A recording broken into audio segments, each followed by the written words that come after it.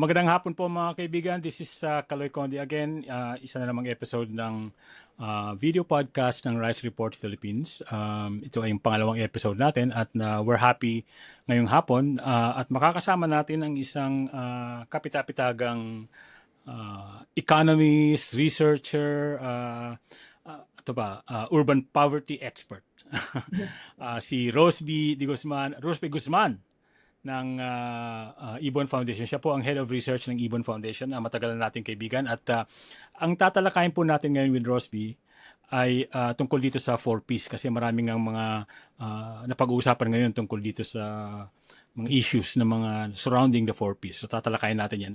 In any case, welcome to the program, Rosby. It's been a while. Kumusta? Magandang araw, Kaloy, at sa ating mga followers. Ito naman, okay naman tayo so far. Okay. Yeah. I'd like to give a shout out sa sa Ibon Foundation for being very very active lalo na recently in the face of the energy crisis at nagpapalalim kayo sa usapin tungkol dito and it is very very well appreciated So, Rosby, kaya kita inanyayahan na mag-guest dito sa program natin ngayon is because dun nga sa 4Ps napansin mo na rin siguro na napakaraming mga diskusyon ngayon online sa Facebook, sa mga forums na para bang pinag-aaway itong mga middle class at saka mga mahihirap itong mga 4Ps beneficiary ng kumbaga ang criticism ng mga iba ay ito ng mga nakaka-benefit sa 4Ps. Ito yung conditional cash transfer nga na binibigay sa mga mahirap ay mga mahihirap, mga walang trabaho, mga tamad, mga batugan, mga they're leeching off government resources. And it's a very, very serious charge na tingin natin ay dapat talakayin kung bakit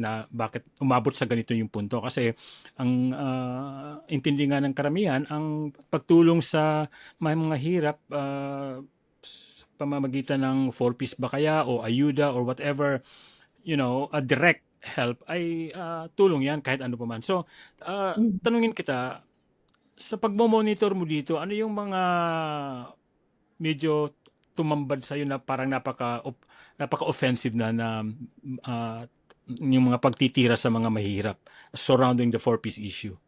Well, una sa lahat, yung paano ginagamit, no? Yung what is distributed to them as cash transfer. Yun naman yung lagi nilang parang ipinapakita na, ayan, pinang-inom lang, ayan, mga anti-social activities na I think ay walang basis kasi alam naman natin na yung mga recipients are actually medyo job-starved talaga sila. Wala silang masyadong trabaho or ginagawa at mababa yung kanilang sweldo. So, para sa Ibon, parang let's focus on the issue. The issue is we have a poverty alleviation program that is not alleviating poverty.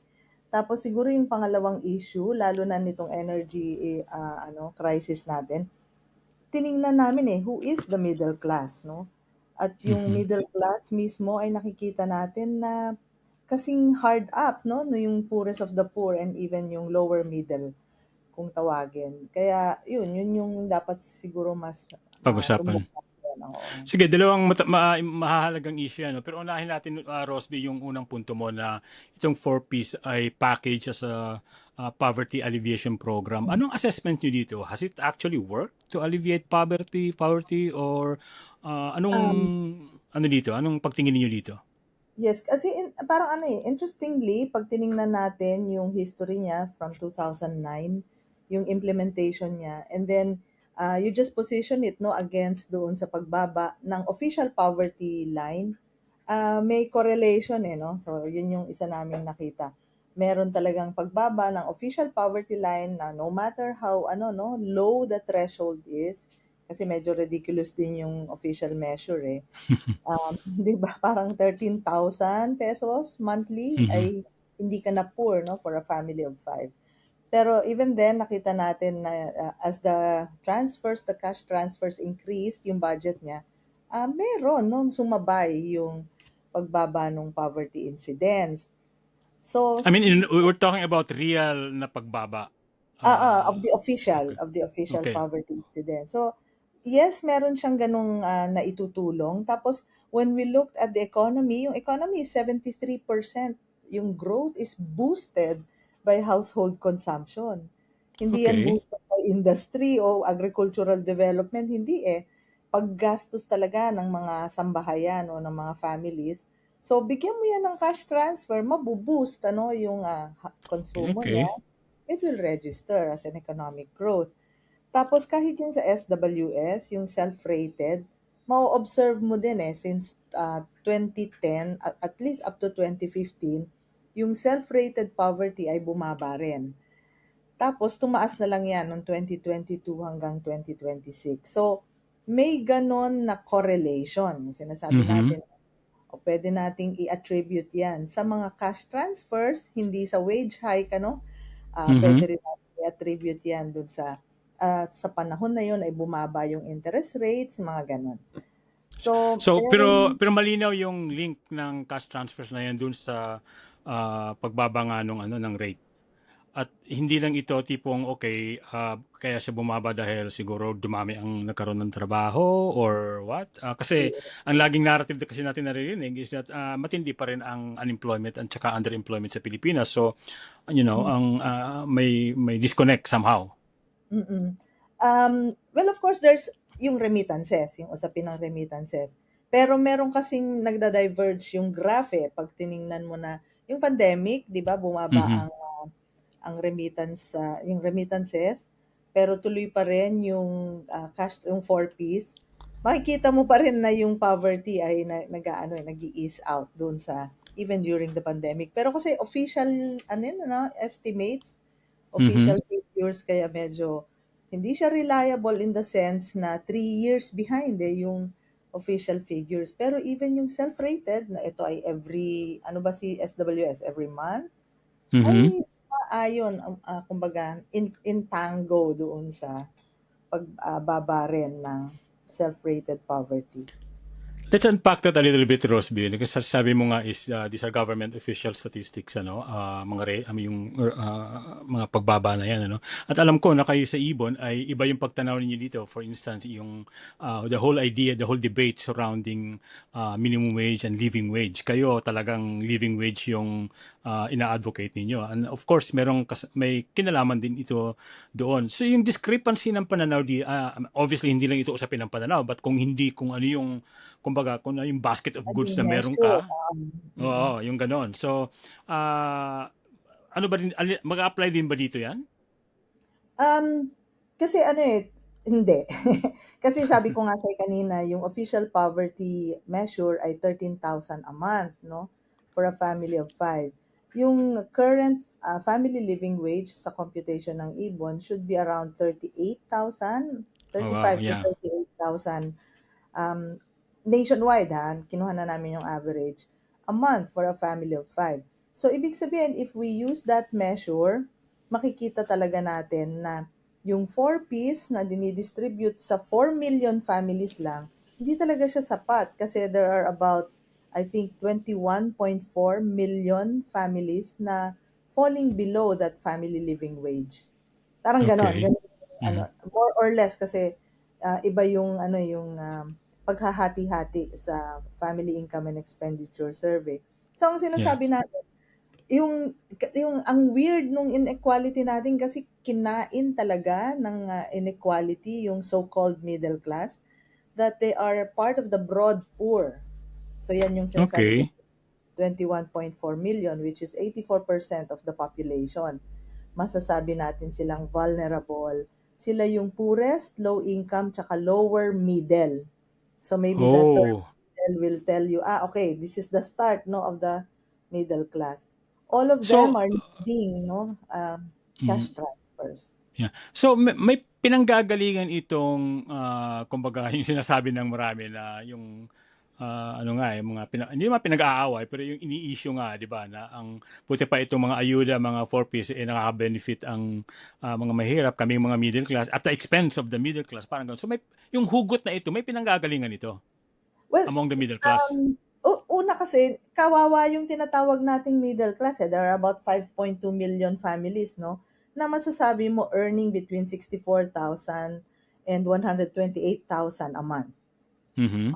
Yan, so middle class na middle class ang dating, di ba? maawa ka sa kanila kasi yung burden ng tax nasa kanila din, income tax nasa kanila din. So, sabi ko nga kanina, needing din sila ng support. Hindi lang sa emergency, kundi yung general, no, na broadness ng poverty natin. Pero it's not correct to say that it's at their expense. Kasi Okay. the taxes are also regressive. So, everyone pays for taxes, mga ganyan. So, idadalhin naman nila ngayon, no, yung debate doon sa, hindi naman kayo gumagamit ng gasolina, kami lang, gano'n. Which is, Mhm. again, hindi rin precise to say, no? Pero, ang sinasabi natin, dapat itumbok nila yung issue doon sa, they should also demand, no? Yung mga lifeline subsidies sa kanila in terms of electricity, energy, gas, ganun din. And Let's making, talk about that a little bit, Rosby, yung sa electricity. Kasi mm, nga, ang dami-dami lumabas sa Facebook, sa social media nito nakaraang linggo na mm, nagpapakita ng mga bill nila sa Meralco. Ano, gulat na gulat ang mga tao kasi nga ah, may iba nagsasabi 50% ang itinaas, may iba mas mataas pa. I mean, ako mismo, no, medyo nagulat ako. No? Although, understandable naman kasi summer, mas napapadalas ang gamit ng aircon siguro. mm, Pero even then, marami nagsasabi na mali talaga. And then I saw a post where they said a lot of the charge, yung generation charge daw ng Meralco, yun yung talagang nagpataas, patong-patong ng mm. mga charges ng gobyerno doon, ano. So, obviously, hindi lang naman ang middle class ang matatamaan sa mga ganitong klaseng mga burden, right? So, Mm. anong ano dito? Yung sinasabi mo kanina na merong mga alleviation measures directed at the middle class, anong mga pwedeng gawin doon? Tanggalan ng mga buwis ang certain aspects ng bill sa kuryente or Actually, paano ba? yung meron kasing ano pero merong yung 200 kilowatt hours na household, malapad yan. Okay. So kapag ang movement ay lower, kung lower than 200 kilowatt hours ka, kapag ang movement ng rate ay dahil sa forex, no? Kasi forex yung generation charges yung Mhm. sobrang hina yung piso. Kapag gano'n ang movement, may exemption doon sa sobrang hindi naman na mataas ang konsumo. Supposed to be Okay. sa EPIRA gano'n, pero kahit mahihirap nagrereklamo pasan din nila yung generation charge. Yung middle class na usually may mga small businesses that are Mhm. using electricity more than yung household. Wala silang relief doon sa Hmm. um, konsumo na supposed to be ay difference lang naman nung exchange rate. 'Di ba kasi may yung nagbabayad pa rin tayo ng utang hanggang ngayon sa power industry. So, Oh, yun yung kanina lang umabot na ng 61.62 yata ang mm, peso dollar. Ang laki na, no? So, sa ganitong klaseng sitwasyon, Rosby, obviously, nangangailangan ng ah, mas comprehensive na solution dito, mga poverty alleviation and all that. But again, we are all not that immune from what's going on in the Middle East, kung ano yung takbo ng energy doon, energy situation doon. mm. So ano ang I'm struggling to understand kung ano ang pwedeng gawin ng isang middle class family, for instance, to try to improve their lot. I mean, it's beyond kung baga magtipid, wag ka nang mag-shopping sa supermarket, doon ka na lang sa talipapa. I mean, it's, people do that. Yes, But yung service nila, ano 'di 'yan? ba? Yun ang alam mo yung yung struggle ng poor and lower middle, no? Poorest, low income, lower middle na alisin yung excise should also be the Okay. call of the middle class. O kasi Yeah. nung plinat namin yung expenses, no, na may excise, oil excise wala pa tayo dun sa value added tax. Nung plinat namin into 10 deciles, no, let's say there are 10 income deciles, lumalabas that the first decile up to the sixth, so ano na niya, nalampasan na niya yung middle kasi ang 7, 8, ano na yan high income na yan, then mag-rich Mhm. and super rich. So hanggang middle class, they're paying 2 to 4 times more than the high income and the rich, the super rich, in terms of as percentage of their income. Kasi yun yung isa na naman ding debate din ng mga ekonomista, no, na parang bakit ba gusto niyong alisin yung excise? Eh, makikinabang ang mayaman. But actually, what Mhm. we're talking here is not absolute amount of income and absolute amount of how much you pay, no? As excise tax. Pero yung percent niya of your income. So to give an example, yung first decile, poor na yon, poorest of the poor, 3.7% ng kanilang income ang oil excise. Pero yung Mhm. 10th decile ay 1.1% lang. But when you look Mm. at the middle class, hindi sila nalalayo sa 3.7. There's 2.8, 2.2. So, di hamak na mas malaki pa rin ang pasad nila kaysa dun sa mayaman, na mayaman na mayaman, no? In So, other words, Rosby, oh, ang kalaban dito hindi mahihirap, kalaban natin yung napakayaman ng mga oo, hindi Pilipino, yung no? 1 to 7 or 1 to 6 Oh, deciles. yeah. Dapat Which nakatingin tayo. which So, brings me to my next point about this mhm. whole discussion about dapat meron na tayong billionaires tax na umiiral ngayon. What do you think Yes. about that? Oo, I mean, um, kasi parang other countries, okay, nung pandemic, it was obvious, no? Kaloy, my God, Mhm. yumaman ang billionaires. At ang sabi pa nga ng Oxfam noon, there are more billionaires now than before. Di ako naman Yeah. parang sabaw-sabaw lang ako, sabi ko, uy, maraming yumaman. But they were coming from being millionaires. So, ibig sabihin, yumaman sila, gano'n. Um, pero nag-die down yung call for billionaire wealth tax, at least in the ano, no, in the rich countries. Sa atin kailangan ang layo. Imagine, I told you about 16 million families owning just 23,000 pesos a month and below, ha? But there are only 150 families who are earning 17.2 million pesos a month. Month. Wow. So, The inequality, the disparities is grabe, no? Ang staggering, lawak. no? Oo. Oh. So in other words, yun nga, ang pakiusap siguro natin dito sa mga pinag-aaway, itong middle class at saka mahihirap dahil sa four piece, ibaling niyo yung attention niyo dun sa mga bilyonaryo, yung mga Henry C. Ramon ang mga rason na Mhm. yan na hindi mukhang walang mapagsidlan yung kanilang gusto pang pagyaman ano at kung ano-anong mga proyekto pa ang mga ginagawa na marami din ay may impact sa mga mahihirap ano. Mm. Rosby, gusto kong balikan ng konti yung four piece kasi may halaga din siguro na pag-usapan din natin yung kasi nga ito tayo ngayon pinag-uusapan natin lahat ng mga tao ngayon parang sinasabi na napakahalaga nito pero a little history dito ng ng four piece kasi ang alam ko dito ito yung mga dati ay hindi pa nga four piece yung conditional cash transfer na ginaya daw nila sa Brazil tsaka sa Mexico na tingin nila ay maayos naman daw at tapos, nung mapansin daw ito ng World Bank, sinuportahan nila na gawin ito dito sa Pilipinas. So that, and correct me if I'm wrong here, initially, although yung four-piece na mga funds ngayon ay nanggagaling mismo sa national budget, if I'm not wrong, marami, milyon-milyon dati ay galing sa mga pautang ng World Bank sa Pilipinas na nagbabayad tayo ng napakalaking interest, I think, hanggang ngayon. Anong ano Mm. mo dito?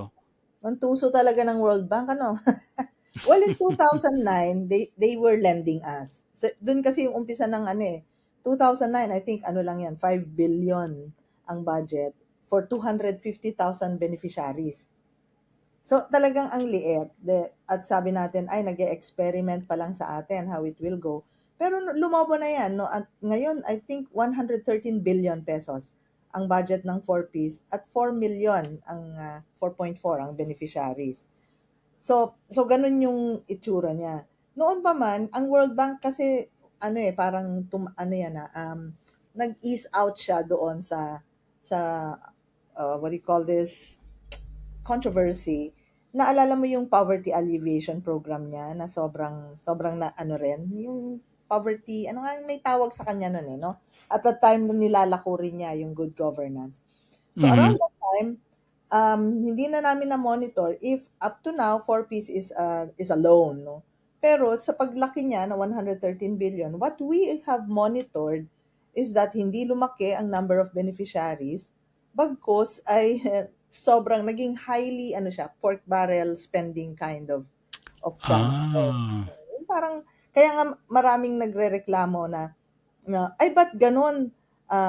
kung ang middle class nagrereklamo na, ay ba't ganon sila lang at our expense, may mga nagrereklamo ding mahirap na, ay ba't ganon yung middle class ang nabiyayaan. Pero actually, when we Okay. look at it, yung targeting criteria mismo ng DSWD is really prone not just to corruption but to administrative loopholes na kung saan ay yung pinakamalapit sa kusina, sila yung makakatanggap ng transfer. So, Let's be specific. What are we talking about exactly? Yung mga LGUs yung na namumudmud ng LGU, ayuda? yung barangay can, meron kasing listahanan ang PSA eh. So it's a list no kung sino talaga yung targeted beneficiaries ng poverty alleviation, mga ganyan, at ng mga iba't iba pang ayuda. The barangay captain can endorse kasi siya naman ang Okay. nagbibigay ng certificate of indigency. So sabi niya, ito, guaranteed poor to. So yan na yung At doon sinasabi na, galing yung mga listahan ng beneficiaries ng 4Ps. yes, na galing ang listahan ng beneficiary sa 4Ps sa listahanan ng PSA. Listahanan is a household survey at galing yan Okay. from the barangay level. So ang una nating napansin noon sa 4Ps, sa CCT pa lang, ay may favoritism, ganun pa nga yung Mhm. ng ibang mga academicians. Sasabi lang natin, no, that's patronage politics at work. Pero nung Mhm. nung tiningnan natin hindi na tumataas, and in 2025, bumagsak din yung budget niya. It's because they carved out you know the rest, unprogrammed appropriation. Ginamit na lang siya doon. Ngayon binabalik siya pero ang distribution, di siyempre, the usual LGU, ganyan, um, level, nililipat na doon no, ng DSWD. Sa Okay. mas sa mas malapad na pag-unawa, ang gusto lang natin sabihin noon ay poverty in the Philippines, nakita mo naman ang inequality. Poverty is acute. And it doesn't need a DSWD, di ba, to address it. It needs a development agency para i-address niya yung totoong pag-address sa Yeah. poverty. Ganon yung Pero nauwi na lang tayo doon sa cash transfers. Sabi rin naman ng World Bank, this is a demand-side solution. Di ibig sabihin ng World Bank, wala akong pakialam kung wala na kayong ma-produce na pagkain at saka ng mga pabrika o manufacturing, which is a supply-side solution to poverty, because these sectors create jobs Yun yung long term, pero sure, di ba? Pero sabi Yeah, ng yeah, World yeah. Bank, I'm not concerned about the supply side. Sa demand side na lang, which is to boost consumption ng mga households. So you continue buying the products. Yeah. So yun. And so ang ano pa nito, ang epekto pa nito is that we are looking at a situation na yung mga mahihirap ay hindi talaga, I mean, yung ginagawa, yung involvement ng LGU, ng DSWD, mga pantawid nga yung nga tipong, at hindi nga ito tipong, kumbaga, a structural approach doon sa problema ng kahirapan. Mm-mm. Kumbaga, pinapakita lang na i-alleviate natin ng konti at, survive tayo, we will survive tayo ngayon, we fight another day, parang ganun ang Yeah. labas. Pero at the end of the day, hindi talaga niya na-address yung root causes ng kahirapan. I think this is the kind of the basic argument that Ibon and many other progressive groups have about conditional cash transfers, right? Na kumbaga parang parang barely scratching the surface. Mm-mm-mm. Yes. And then mabalik tayo dun sa dun sa pinag-aaway ang panggitna at saka yung mahirap. At eventually sasabihin ng mga middle class, ayan, nag-create kayo ng parang mendicant culture, di ba? Yung dependent Yeah, oo. culture, ganun-ganon. Which is actually the basic principle of 4Ps. Hindi yan mawawala kasi nga that's the only thing na maipapakita ng government, ng Philippine government, na it's doing something dun sa Na-address kanila nila. ng paggastos. Yung ganon. So parang, Okay. Kumbaga, ang sinasabi mo is that pag nawala na yung mga mendicant or mga namamalinos dyan or sabihin na natin, no? Kung nawawala na yung nakikita mong mahihirap dyan, ibig sabihin okay na tayo sa poverty natin. In fact, that's not necessarily the case. hindi, ibig sabihin, tutuon na natin ng pansin sa government, ano ba ginagawa mo? It Yeah. it gives us yung illusion na something is being done. Parang ngayon din no, about the energy. Parang nabibigyan ka ng illusion na it's all right kahit alam mong monopoly siya. Yung mga rollbacks or even, some LPG, excise, mga ganon. Yung, Mhm, mhm. yun nga, sabi mo nga, you fight another day. Parang ganon lagi yung kultura na natin. Yeah, at hindi yun nga hindi napag-iisipan o hindi kaya nai-enforce ng maayos kung ano yung dapat i-enforce. So, kumbaga, ang ginagawa na lang is laging crisis mode at Mhm. hindi ka alam mo yun, para kang whack-a-mole ka ang gobyerno tungkol dito in terms of poverty and all of that na it deals with whatever comes up but really not addressing yung root cause ng problema, no? Rosby, I'd like to leave it at that. We've been at this for almost a half an hour na, and unless meron ka pang gustong i-point out na hindi natin na discuss. Well, siguro going back to your premise, no, about the middle income families. May isang maganda kasing study ng mismong government, no, yung PIDS, the Philippine Institute for Development Studies. Kalalabas lang niya yan. Sabi niya, among the poor, about 16% are not vulnerable. Ibig sabihin Okay. siguro may padala mula sa mga families. But among the non-poor, siyempre ito yung measure nila ng poor and non-poor is the low poverty threshold. 23% are vulnerable. So, ang gusto lang natin sabihin, napaka-volatile ng middle class sa atin. They can easily slip into poverty sa isang sudden, no, na emergency. So, yung Oo nga ganon, eh. we focus on sino ba yung nananatili. Krisis o hindi, Yeah. mananatiling mayaman. That's where we focus our energies on. Yeah, nakikita ko nga yung mga meme na ganyan eh. Itong mga middle class, you're just one hospitalization away from being indigent, which is Exactly, exactly. which is true. I mean, given the state of healthcare in this country, the high cost of everything. I mean, yeah, that it's easy to slip into really dire poverty situation. No? Yes. Salamat ng marami, Rosby, for this very very enlightening discussion at sana sa ulitin pa at again, ang hiling lang natin dito ay again, nabanggit nga ni Rosby kanina, ang kaaway natin dito ay hindi middle class at hindi yung mga mahihirap. I mean, ayaw kong sabihin na kaaway, no? Ang pinag-uusapan natin dito ay yung napaka unequal na namamayani ngayon na yung mga tinatamaan talaga ay yung middle class, lower middle class at yung mga nasa laylayan, sabi nga, no? So hindi ito just because binibigyan ng benefit, four-piece benefits ang mga mahihirap, ang resulta niyan naghihirap yung mga nasa middle class. Hindi po, wala pong pruweba niyan. You know? Perception lang po yan at naipaliwanag nga ni Rosby kanina. Rosby Guzman ng Ibon Foundation, Head of Research. Salamat ng marami at sa ulitin. Salamat din, Kaloy.